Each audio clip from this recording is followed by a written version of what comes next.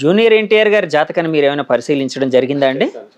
ఎలా ఉండబోతుందండి? బాగుంటుంది ఆయనకంటే అంటే మహారాజ్. కాదు రాజకీయంగా ఏంటి? రాజకీయంగా ఇంకా చాలా టైం ఉంది. ఎందుకంటే ఒక చిరంజీవి గారు ఒక పవన్ కళ్యాణ్ గారిని తీసుకున్నప్పుడు ఒక ఏజ్ ఒక మెచ్యూరిటీకి వచ్చిన తర్వాత తీసుకున్నారు. లేకపోతే కుర్ర కుంక అంటారు చిన్న ఏజ్లో వచ్చేస్తే ఏం సక్సెస్ రాదు. కాబట్టి ఆయనకి ఒక ఐడియా ఉంది. అప్పటికి ఈ యొక్క పవన్ కళ్యాణ్ హవా నడుస్తుంది. ఇప్పుడు ఈ చంద్రబాబు నాయుడు గారు హవా నడుస్తున్నట్టే జరుగుద్ది. ఆ తర్వాత పవన్ కళ్యాణ్ గారు కూడా పెద్ద ఆయన అయిన తర్వాత అప్పుడు ఆయన ఎంట్రీ ఇస్తాడు. అప్పుడు లోకేష్ గారు ఉంటారు, జగన్ గారు ఉంటారు, పవన్ కళ్యాణ్ గారు ఉంటారు. ఆయన సపరేట్గా ఒక పార్టీ పెట్టుకుంటాడు ఆయన. అంతేగాని ఈ తెలుగుదేశంలో ఆయనకి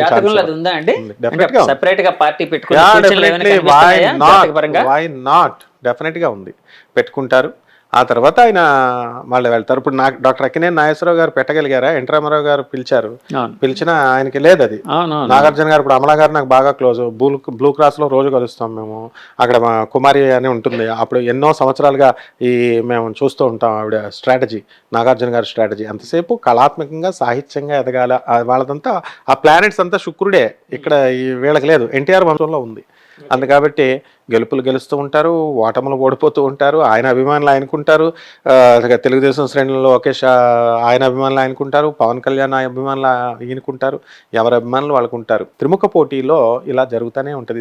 దిస్ ఇస్ ఎ కంటిన్యూస్. ఒకవేళ త్రిముఖ పోటీ జరగకుండా ఎవరికి వారు పోటీ చేస్తుంటే జగన్ గారు పక్కకు గెలిచేవారు కదండి. 100% గెలిచేవారు. అంటే ఏమవుతుందంటే ఇక్కడ ఈ ప్రజలలో జగన్ గారు కూడా తెలుసుకోవాలి. ఇప్పుడు ఎలా అంటే పాపం ఆయన ఒకవైపు పెట్టుకున్నాడు. ఆయన ఇది ప్రజాపాలన, డిస్ట్రిబ్యూషన్ ఆఫ్ మనీ. అసలు ఈ వెల్ఫేర్ యాక్టివిటీస్ అని బ్యాన్ చేసి పడేయాలి. ఇప్పుడు ఏ పార్టీ ఆయన 3,000 ఇస్తారంటే ఈయన 4,000 అంటున్నాడు. బస్సు ఫ్రీ అంటే ఈయన బస్సు ఫ్రీ అంటున్నాడు. దాని వల్ల ఏం ఉపయోగం? కర్ణాటక గవర్నమెంట్ చేసిందని అంటే ఏవో మిఠాయిల్లాగా చాక్లెట్లలాగా పంచాలని అనుకుంటారనమాట. ఈ వెల్ఫేర్ యాక్టివిటీస్ వల్ల దేశము అభివృద్ధిలోకి చెందదు అనడానికే ఈ సువర్ణ అధ్యాయం. ఇప్పుడు వీళ్ళ అధ్యాయం, చంద్రబాబు గారు జగన్ అధ్యాయం, ఇది చరిత్రలో నిలబడిపోయేది. కాబట్టి ఇక ఏ వెల్ఫేర్ యాక్టివిటీస్ ప్రజలకి ఎవరు కూడా ఈ పెట్టే కంటే వాటిని అమెరికా, లండన్ ఇలాంటి కంట్రీస్లో, యూరోప్ కంట్రీస్లో కేవలం మనము డెవలప్మెంట్గా ఉపయోగించాలి. ఆ విధంగా వెళితే ప్రజలు దురాశాపరులు అవ్వకుండా, ఏది కూడా ప్రభుత్వం నుంచి ఎక్స్పెక్ట్ చేయకుండా. ఎందుకంటే ప్రజలను ఎప్పుడూ సంతృప్తి పరచలేం. ఒక 100 మందికి ఇస్తాడు, ఇంకా 1000 మంది మిగిలిపోతారు, ఆయన మాకేం చేయలేదంటారు. అంటే ఆ స్కీమ్స్ వేస్ట్. కాబట్టి ఈ ప్రజల సెటప్ మారాలా, మైండ్ సెటప్. అండ్ నాయకులు కూడా వీళ్ళు కూడా మాకు వస్తే చాలే, మాకు ఎందుకు ఆ గోలంతా, ఈ ట్రిప్కి మేము వచ్చేస్తే చాలన్నట్టు ధోరణిలో వెళుతున్నారు. ఇలా కాకుండా నిజమైనటువంటి రాష్ట్ర భవిష్యత్తు కావాలి అనుకున్నప్పుడు పోతా నేను ఉంటే వస్తా లేకపోతే లేదు అని చెప్పి ఈ వెల్ఫేర్ యాక్టివిటీస్ ఏమీ చేయకుండా ఆయన కన్స్ట్రక్టివ్గా రంగంలోకి దిగిన ఏ నాయకుడు, ఒక మహానాయకుడు వస్తే ఆ నాయకుడిని తప్పకుండా తాత్కాలికంగా కాకపోయినా పర్మనెంట్గా జ్యోతి బస్సు చేయలేదా? 25 సంవత్సరాల పాటు చేశాడు. అలా ఇస్తారు. యాక్చువల్గా మీరు ఒక మాట అన్నారు ఇందాక, జగన్మోహన్ రెడ్డికి ఏది అంటే ఆ స్థాయిలో ఒక వైరి పక్షంలో తయారయ్యేది లోకేష్ గారు మాత్రమే అని అన్నారు, సరైన నాయకుడు. సో పవన్ కళ్యాణ్ గారి పరిస్థితి మరి అప్పుడు ఎలా ఉండబోతుంది? ఒకవేళ లోకేష్ గారు, ఎందుకంటే లోకేష్ గారు సీఎం కావాలని వాళ్ళ శ్రేణులు భావిస్తున్నాయి, అలాగే పవన్ గారు సీఎం కావాలని వాళ్ళ శ్రేణులు భావిస్తున్నాయి. రెండు ఇప్పుడు మిత్రపక్షాలు. రేపు పొద్దున్న వీళ్ళిద్దరిలో ఎవరు ముందయ్యే అవకాశం ఉంది? వీళ్ళిద్దరి పరిస్థితి ఎలా ఉండబోతుంది అన్నది నాకు. దీనికి సీనియారిటీ అనేటటువంటిది ప్రాతిపదికగా తీసుకోవాలా. చంద్రబాబు నాయుడు గారికే దిక్కులేదు మొన్నటిదాకా, పవన్ కళ్యాణ్ వచ్చి సపోర్ట్ చేసేదాకా. ఇక కొడుకు ఎక్కడ ఇస్తారు? నెక్స్ట్ ఛాన్స్ అనేటటువంటిది ఆయన జగన్ గారికి ఓట్లు వేయకుండా ఉంటే పవన్ కళ్యాణ్కే ఛాన్స్. ఆ తర్వాత సీనియారిటీని బట్టి వస్తుంది. అప్పుడు కూడా టైప్ చేసుకుంటారు వాళ్ళు. ఎందుకంటే Jagan is not a simple man. Jagan అంటే ఒక భయం. జగన్మోహన్ రెడ్డి అంటే ఒక సంచలనం. అందువల్ల ఓడిపోయారు కదా అని చెప్పేసి ఆయన అదే వ్యతిరేకం అయిపోయాడు కదా అని కామెంట్లు పెట్టేసి లేకపోతే తిట్టేసినంత మాత్రాన ఆయన ఇండివిజువాలిటీ ఆయనకు పోదు. ఆయనకు పాఠాలు చెప్పిన మాస్టర్లు, కెప్టెన్స్. ఓడిపోవడం అంటే శాశ్వతంగా ఓడిపోవడం కాదు కదా. అలాగైతే మరి చంద్రబాబు నాయుడు గారు 2019 అవమానించారు. చంద్రబాబు నాయుడు గారిని ఎంత ఘోరాతి ఘోరంగా ఆయన లైఫ్ లో ఎవరు అవమానించలేదు, అంత అవమానించారు. కానీ పాప ఆయన ఏ కక్ష తీర్చుకోడు. అంత గొప్ప పరిపాలన అందిస్తాడు ఆయన. ఆయన కక్ష తీర్చుకోడు, నెవర్ తీసుకోరు. ఆయన వ్యక్తిత్వమే ఆయన మెంటాలిటీ కొంచెం మెతక మెంటాలిటీ అంటారు. ఇప్పుడు మెతక వేరు, ఇది వేరు. ఆయన ఎంతసేపు దేశ సంక్షేమం కోసం చూస్తాడు ఆయన. ఇప్పుడు ఎంతసేపు నేను తక్కువ కాలం ఉంటాను, నేను దేశాన్ని ప్రగతి పదంలోకి తీసుకెళ్లాలి, ఆంధ్ర రాష్ట్రాన్ని అని ఆయన. జగన్ గారు నేను ఆల్రెడీ డబ్బులు సంపాదించుకున్నాను, ఏదో ఒక విధంగా నేను కూడా ఈ ఆంధ్రదేశంలో పేరు తెచ్చుకోవాలా. ముందు ఈ పేరు పిచ్చి ఉంటుంది వీళ్ళకి, ఈ డబ్బు పిచ్చి ఉండదు వీళ్ళకి. డబ్బులు ఆల్రెడీ సాచురేటెడ్. ఒక స్టేజ్కి వెళ్ళిన తర్వాత ఎగ్జైరేట్ అయిపోతారు, అంతే కదండి. ఇప్పుడు ఫారిన్ లో ముందు ఏం చేస్తారండి, ఫారినర్స్ ఎందుకు మనకి భారతదేశంకి అట్రాక్ట్ అవుతున్నారు? ఆధ్యాత్మికత.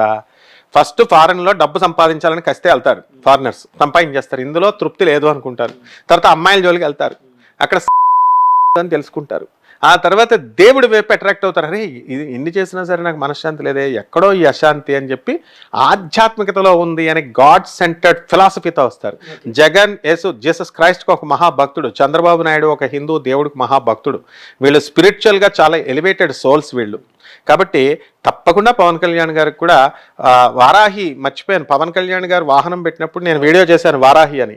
వారాహి అమ్మవారికి అడ్డే ఉండదని చెప్పాను నేను వీడియో. అప్పుడు నన్ను చాలామంది విమర్శించారు, ఏమైపోయాడు మీ పవన్ కళ్యాణ్, ఏమైపోయింది మీ వారాహి వాహనాన్ని ఆపేస్తున్నట్టు బిల్డప్ ఇచ్చారు. ఆర్మీ కలర్ ఉన్నంత మాత్రాన్ని ఆపేస్తారా? ఆయన అంత పిచ్చోడా? లీగల్ కన్సల్టెంట్స్ ఉండరా? పవన్ కళ్యాణ్ గారిని నిజంగా ఒక తెలివైన వ్యక్తిగా చూడాలేమో అండి. అద్భుతమైన తెలివైన వ్యక్తి. టీడీపీ జనసేన అనేది కలవ కూడా ఉండాలి అంటే బీజేపీ లాస్ట్లో వచ్చి కలిసింది, అది పక్కన పెట్టండి. టీడీపీ జనసేన మైత్రిని విడగొట్టడానికి వైరుపక్షం అంటే న్యాచురల్గా చేస్తారు కాబట్టి వైసీపీ వాళ్ళు రకరకాల ప్రయత్నాలు చేశారు. ఒంటరిగా రండి, మీరు ఒంటరిగా రండి, మగాడైతే ఒంటరిగా రండి అంటే రెచ్చగొట్టడానికి ట్రై చేశారు. అయినా కూడా సరే అది కుదరలేదు. ఇద్దరు మైత్రి బంధం తర్వాత వాళ్ళ మనుషులు లేకపోతే కాపు నాయకుల ద్వారా పవన్ కళ్యాణ్ 80 సీట్లు తీసుకోవాలి, సగం అడగాలి. అసలు 185లోని 175లో సగం కనీసం 80 నుంచి 90 అడగాలి అన్నారు, అది కుదరలేదు. కనీసం 60 అడగాలన్నారు. అంటే ఇలా రెచ్చగొట్టడానికి చేసి 21కి కన్ఫైన్ అయ్యేటట్టు ఆయన ఒక మాట మీద నిలబడ్డాడు. 21కి కన్ఫైన్ అయ్యాడు, గెలిచాడు.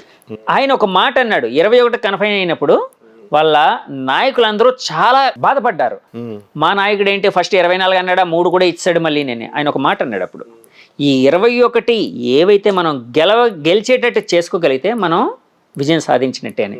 ఈరోజు 21 గెలవగలిగారు అంటే నేను అందుకే తెలివైన వ్యక్తి అంటే దీనికి అతని చదువు, దాంతోపాటు జాతక బలం ఇలాంటివి కూడా తోడయ్యాయి. డెఫినెట్ గా కన్యాలగ్నం వాళ్ళు, కన్యా రాశి వాళ్ళు చాలా తెలివైన వాళ్ళు ఉంటారు. స్థిరత్వం తక్కువ, బుద్ధి బలం ఎక్కువ అంటారు. ఇప్పుడు కాపు నాయకులు అంతే. ఇప్పుడు చంద్రజీవి గారిని పార్టీ పెట్టేదాకా పార్టీ పెట్టండి అని రచ్చగొట్టారు.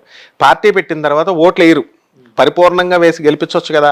గెలిపించకుండా వీళ్ళెళ్ళి విలీనం చేసినప్పుడు మిరియాల వెంకట్రావు గారికి, ఆనాటి కాపు నాయకుడు మిరియాల వెంకట్రావు గారి నుంచి తణుకులో ఆకుల బుల్లబ్బాయి గారు, అంటే ఇసుక సామ్రాజ్యం సారా సాంప్రదాయ ఇది మొత్తం అంతా చేసిన వాళ్ళంతా ఆకుల బుల్లబ్బాయి గారు, మేము తాతయ్య అని తిరిగేవాళ్ళం. మా తాతగారు ముల్లపూడి హరిశ్చంద్ర ప్రసాద్ గారు, వీళ్ళంతా కూడా మేము తణుకంతా మాదే. కాబట్టి వాళ్ళు నేను గమనించాను ఏంటంటే ఇక్కడ రెచ్చగొడతారు. రెచ్చగొట్టిన తర్వాత ఆయన వెళ్ళి పాపం ఆయన ఏదో సమీకరణలు చేసుకున్నాడు, ఆయన ఏదో కాంగ్రెస్ పార్టీలో విలీనం చేసుకుంటే కాపులు పరువు తీసేశారు మీరు, కాపులు పార్టీని కలిపేసి అని చెప్పి మళ్ళీ ఆయన్నే అన్నారు. అలాగే పవన్ కళ్యాణ్ గారు జోలికి వచ్చారు, రెచ్చగొట్టి 80 సీట్లు అడుగు 60 సీట్లు అడుగు అని ఎట్లా మీరు చెప్తున్నారు. కాబట్టి దానికి ఆయన రెచ్చిపోడు. ఆ ముద్రగడ పద్మనాభం గారు అమ్మాయి హుక్కుంపేటలో రవికుమార్ అని ఉన్నాడు, అంకుల్ అని మేము తిరిగేవాళ్ళం.